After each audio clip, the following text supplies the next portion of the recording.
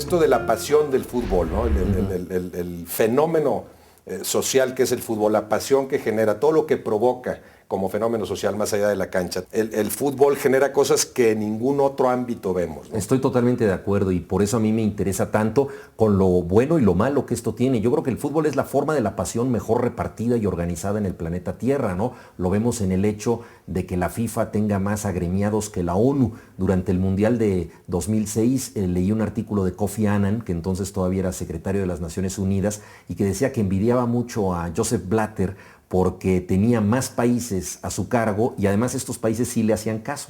A la ONU, según sabemos, que nadie le hace caso. Entonces el fútbol aglutina esta pasión en unos lugares más, en otros menos, pero yo creo que tiene que ver con raíces muy profundas de la conducta humana. Primero que nada es un juego muy sencillo, tiene un elemento de primitivismo y si la historia de la civilización es la historia del ojo y de la mano y es la historia de la inteligencia, de alguna manera los pies son la parte cancelada en el proceso evolutivo. Alguna vez fueron importantes para nosotros y los olvidamos. De repente surge un deporte que te dice, vamos a hacer marcha atrás, vamos a volver a ese momento de la especie donde los pies eran importantes.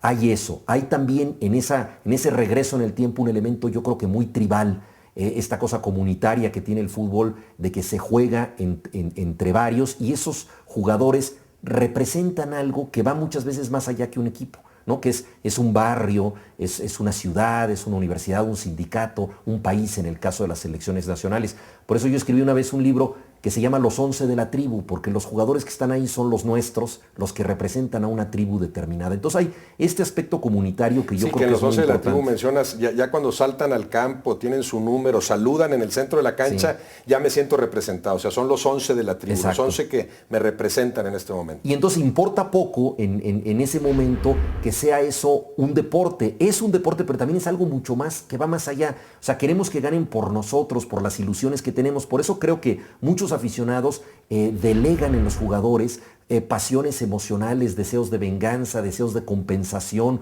Uno va al partido y sale mucho más contento, aunque uno no haya hecho otra cosa que gritar, o al revés, sale frustradísimo porque perdió su equipo. Entonces, esta capacidad de sentir de manera delegada, de ser uno con la multitud, de encender antorchas, gritar consignas de guerra, todo eso creo que le da un sentido comunitario muy fuerte al fútbol. Al mismo tiempo, se trata de un deporte, y esto también creo que refuerza el valor casi tribal que tiene o comunitario. Se trata de un deporte muy, muy simple que cualquiera puede... Y cualquiera jugó de hecho. Exactamente, en algún momento, que cualquiera puede desarrollar a condición de que trate de tener algún tipo de picardía especial, ¿no? Es decir, no es un deporte como el fútbol americano, que si tú no tienes una cierta corpulencia no puedes desarrollarlo, o el básquetbol, que si no tienes una cierta estatura tampoco puedes jugarlo. En el fútbol alguien puede ser chaparro y gordito y ser Maradona, o espigado, no muy rápido ni muy fuerte y ser Beckenbauer. O sea, se trata de jugadores que no tienen esa actitud atlética. Lo acabamos de ver en Alemania 2006, cuando los jugadores tienen la mejor forma física del mundo, los que destacan son los que pudieron marcar la diferencia, que fueron jugadores, digámoslo así, de la tercera edad futbolística, como Ronaldo, Zidane, el propio Figo, Cannavaro. Fueron grandes jugadores veteranos que aportaron la experiencia, la clase, la pausa, lo inesperado, que son cosas que no se pueden entrenar, son cosas que no te da el gimnasio. Entonces, estas circunstancias del fútbol que sea tan simple y dependa de las picardías que muchas veces se aprenden en una calle, en el barrio, yo creo que nos remite mucho a esta habilidad que todos podríamos tener, pero solo unos cuantos tienen de manera excepcional. Entonces el futbolista creo que conecta emocionalmente mucho con la gente por esto. Yo pienso que es legítimo el decir no me interesa el fútbol, no me interesa cómo le vaya a la selección, y sin embargo suena como antipatriota, como irreverente.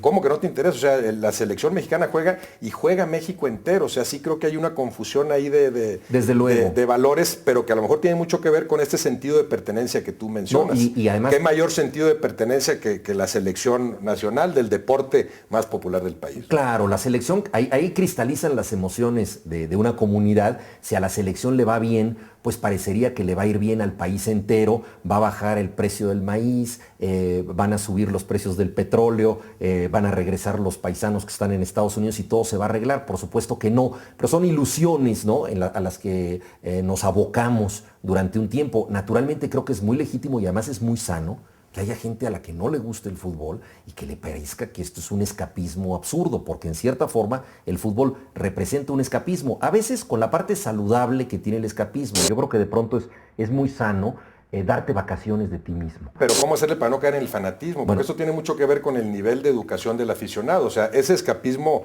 lo entiendo y puede ser muy saludable.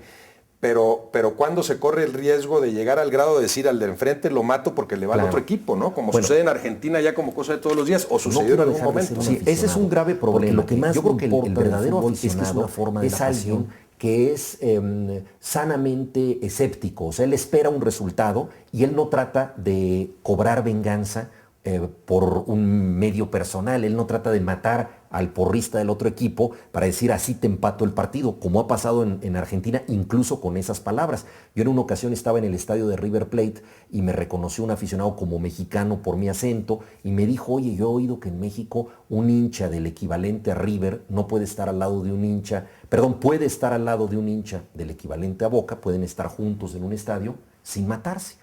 Y yo le dije, bueno, pues sí, comparativamente, sobre todo los aficionados mexicanos somos bastante pacíficos. Y él me dijo esta respuesta inolvidable, dice, pero qué degenerado. Le pareció que el verdadero aficionado tenía que ir hasta la muerte. Ahora que hice esto en las buenas y en las malas, que a mí siempre me brinca eso, ¿verdad? Porque no lo veo en otros ámbitos, ¿verdad? El buen aficionado al fútbol es el que apoya a su equipo en las buenas y en las malas.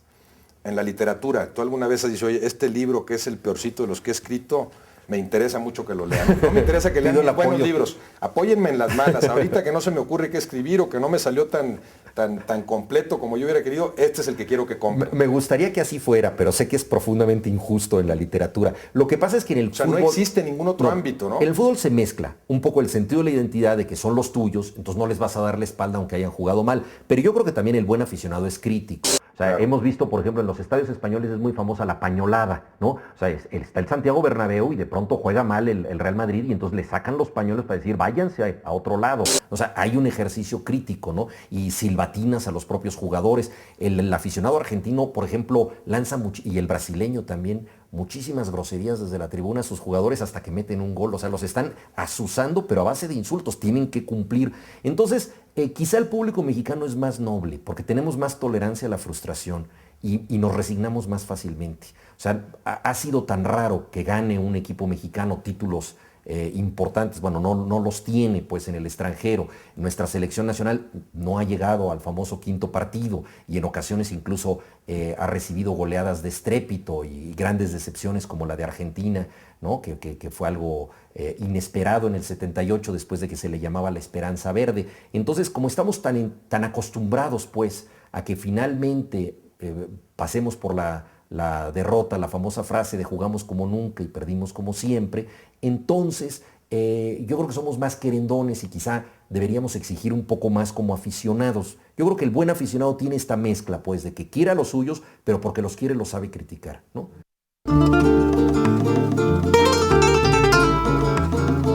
Me gustaría, Juan, leer algunas cosas de Dios es redondo, cosas que me gustaron especialmente para que tú me comentaras lo que consideraras pertinente al respecto, ¿no?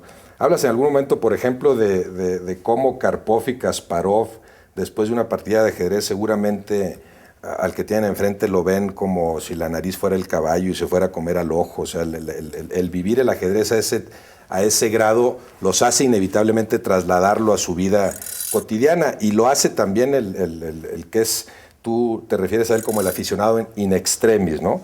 El aficionado in extremis lleva una pelota entre los oídos. Rara vez trata de defender lo que piensa porque está demasiado nervioso pensando en lo que defiende.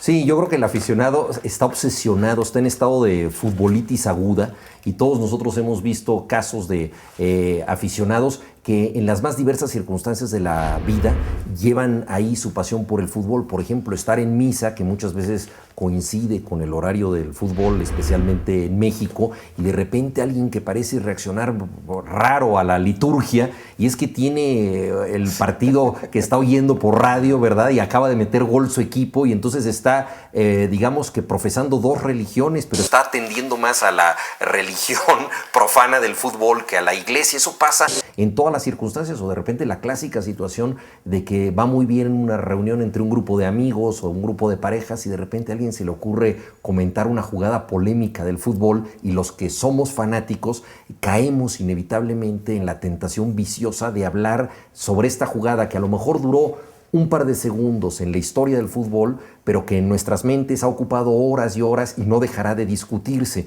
Entonces, esta circunstancia a mí me apasiona, cómo la gente puede convivir con formas tan raras de lo que le interesa. Por ejemplo, una vez estaba yo en una tertulia, en un café, platicando con amigos, hablábamos de fútbol, y se acercó un señor mucho mayor que nosotros, nos dijo: a mí me gusta el fútbol, pero yo sé algo que ustedes no saben.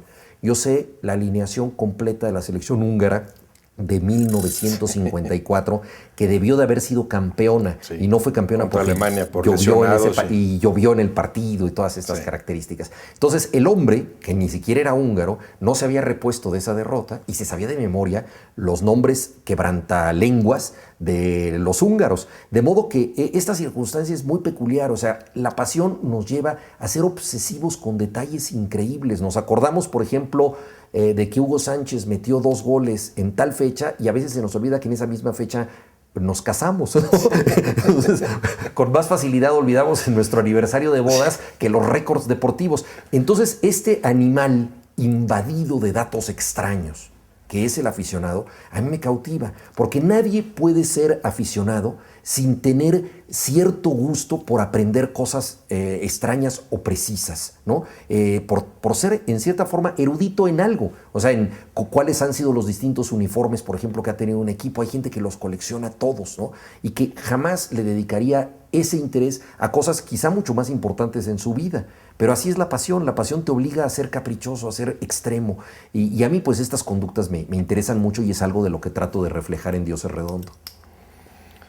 Sabemos por Tolstoy que las familias felices no producen novelas, tampoco producen futbolistas.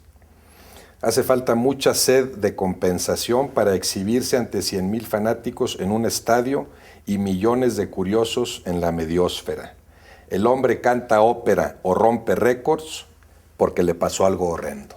Sí, yo creo que en el arte, en el deporte, hay un anhelo de compensación. O sea, quien haya leído, por ejemplo, historias de patinadoras en hielo, que son estas muchachas tan gráciles que parecen ángeles dando vueltas, detrás de cada patinadora en hielo suele haber una tragedia terrible, ¿no?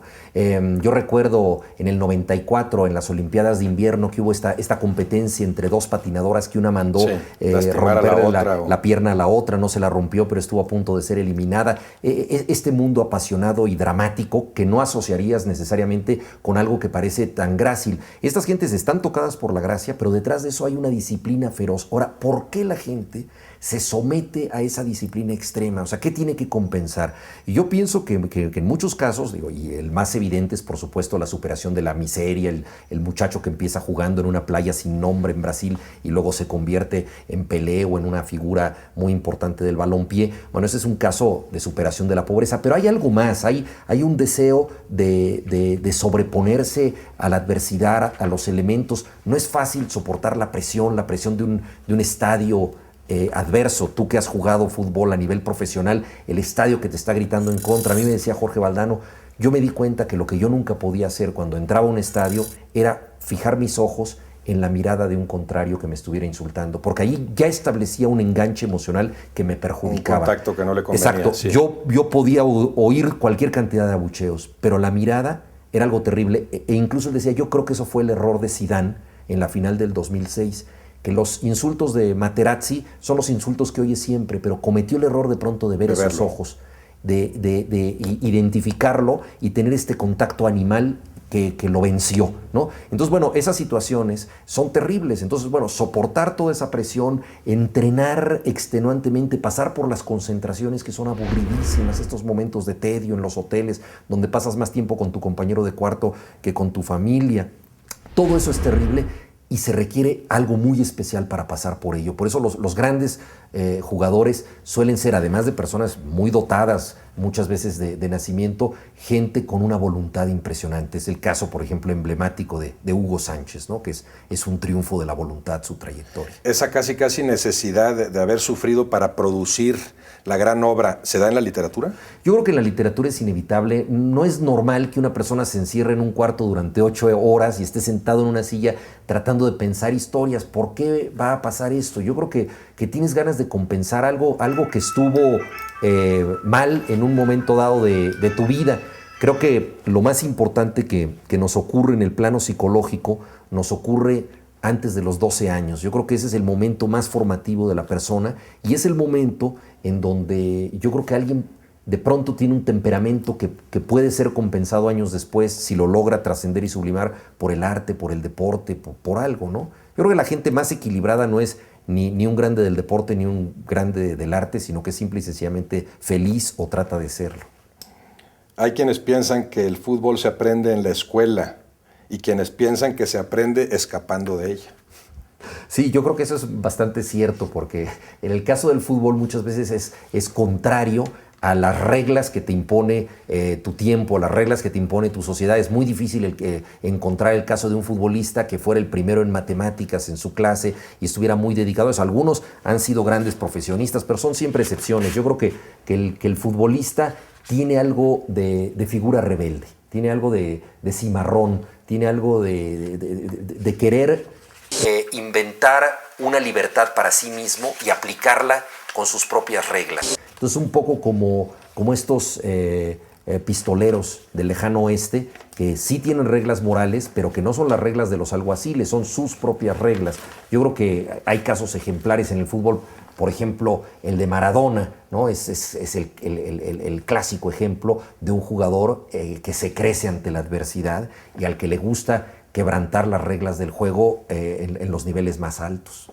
Aquí empiezas, Juan, El Dios es redondo, tu libro, con un cuento del que a mí lo que me sorprende es que el autor sea un niño de 7 años. Sí. ¿Realmente un niño de 7 años? Sí, es algo insólito. Escribió ese cuento. Sí, Carlos Pellicer, que es un muy buen ilustrador de cuentos para niños y que también ha escrito algunos notables cuentos para niños, fue jurado de este concurso en el Instituto Alexander Bain.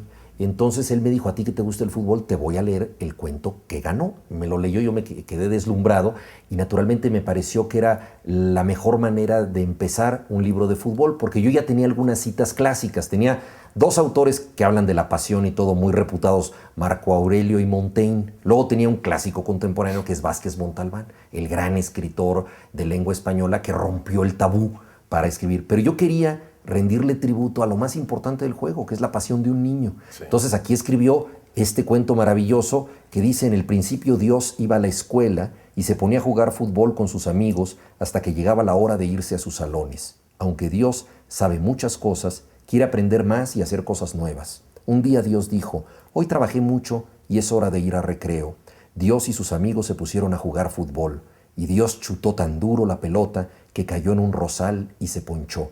Al explotar la pelota, se creó el universo y todas las cosas que conocemos.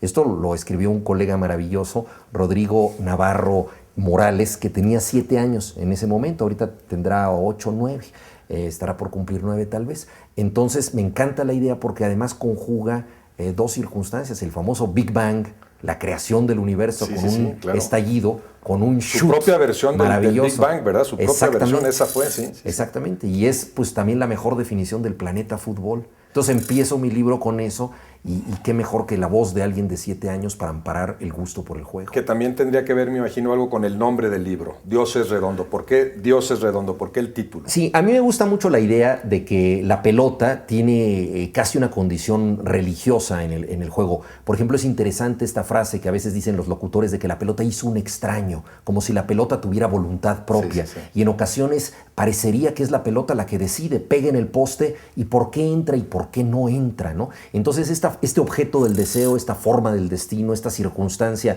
perfecta como es perfecta una esfera, pues yo creo que nos hace pensar que en el fútbol es la deidad que perseguimos. Por eso Dios es redondo, Dios es el balón. Y esto también alude a los componentes religiosos que tiene el juego. En el fútbol creemos en milagros, ¿no? Nuestro equipo va perdiendo 3-0, mete un gol y creemos en una remontada, esperamos que esto sea posible. Somos supersticiosos. Hay gente que cierra los ojos cuando le van a tirar un penalti a su equipo o cuando lo va a tirar su equipo. O sea, prefiere la cábala personal de no ver la jugada a presenciar un tiro que a lo mejor es espectacular o un lance del portero maravilloso.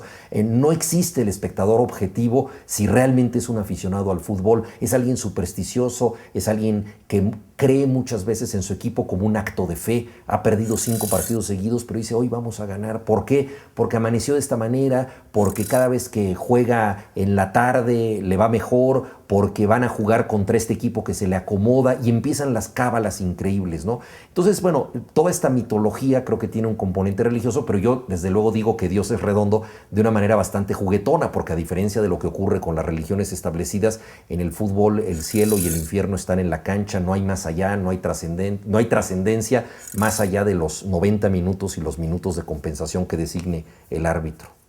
Muchas gracias, Juan Villoro.